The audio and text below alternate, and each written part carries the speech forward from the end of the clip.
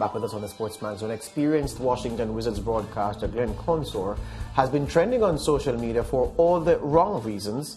During Wednesday night's NBA fixture between home team Washington Wizards and Houston Rockets, the temperamental Kevin Porter Jr., fresh from a suspension, sank a buzzer-beating three-pointer to give the Rockets a 114-111 win.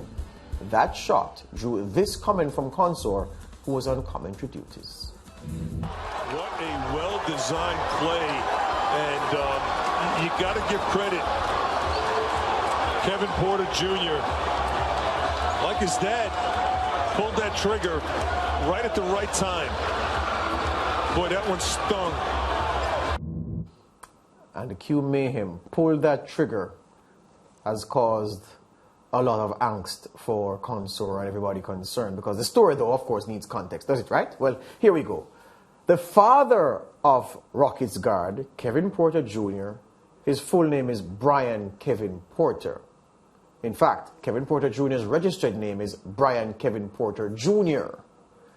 Brian Kevin Porter Sr., his father, served a 4-year prison sentence for accidentally discharging a firearm and causing the death of a 14-year-old girl in 1993. He, Brian Kevin Porter Sr., later died by the gun, shot and killed in 2004 inside a bar in Seattle while helping a woman who was being attacked. Now, there was an NBA player named Kevin Porter. He played from 1972 to 1975 and then from 1979 to 1983. That Kevin Porter played 6 seasons with the Washington Bullets, the forerunner to the Wizards.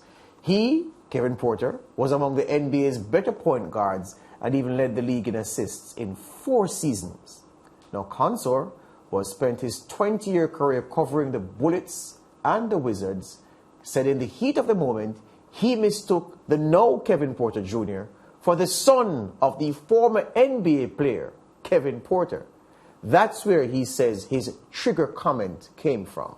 This is what he wrote.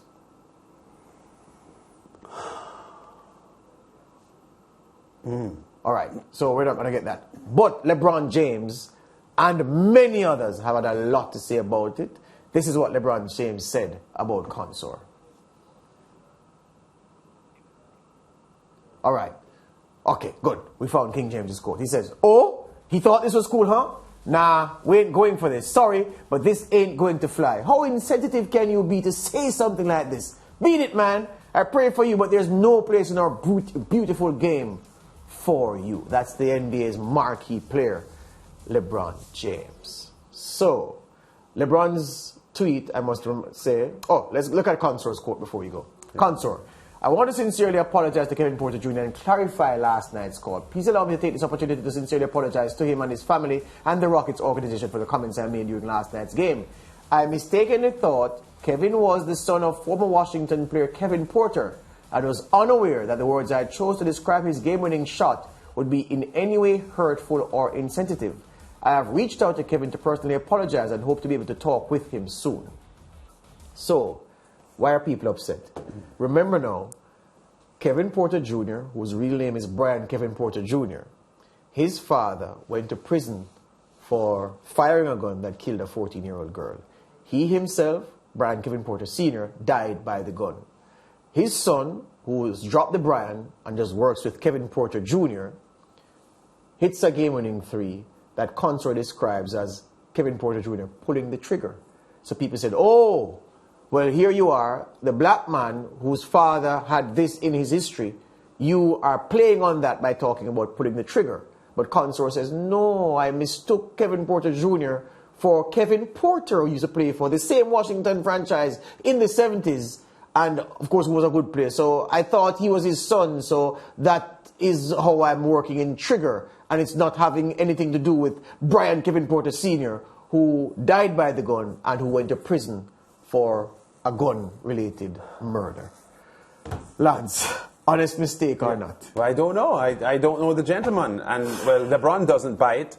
And another connection, I guess, there would be the Bullets. The Washington Bullets were the Bullets before the Wizards. Can I tell you, before you go further, though, that LeBron's tweet came before Consor explained. Okay. So it was immediately after LeBron responded, and then Consor's explanation came after. So when they approached LeBron at practice after Consor had explained, LeBron kind of softened his stance. Yes. Because people are saying LeBron is calling for him to be booted from the league. Yes, yes. LeBron is saying, well, look, I hear him, so it's not okay because he should have done his research. Yes. He should have done his research, like how players do their research. Broadcasters should do their research, all right? So he kind of softened his stance. Just for perspective. Well, yeah, I understand that, and I guess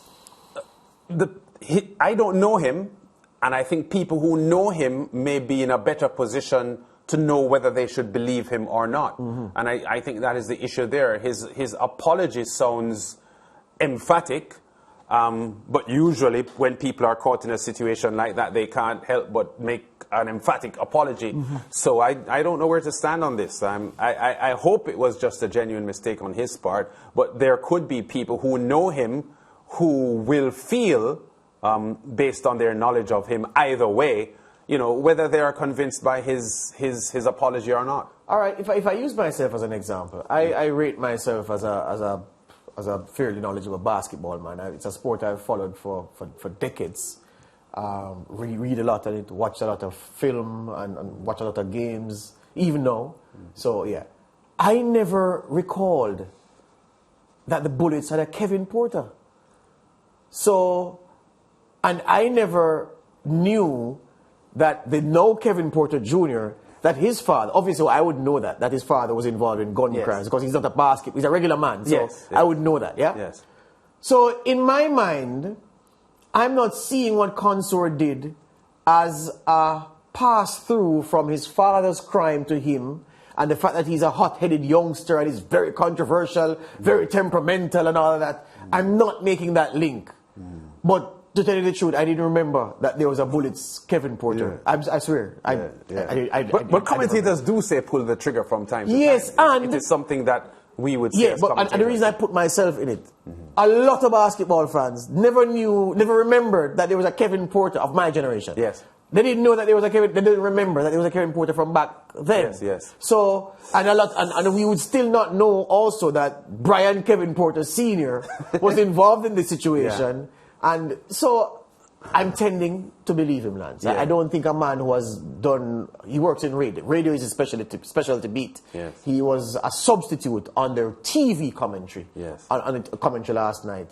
And I feel for him. Yeah, at the moment, I can't help but feel some sympathy. And if you're saying that LeBron, on hearing his explanation, softened his stance a little bit, he did. I think we could be guided by that to say that, maybe it was a genuine insensitive comment on his part. Have you ever made an insensitive comment in commentary or in on air that was problematic, that people had to call about and complain or anything like that?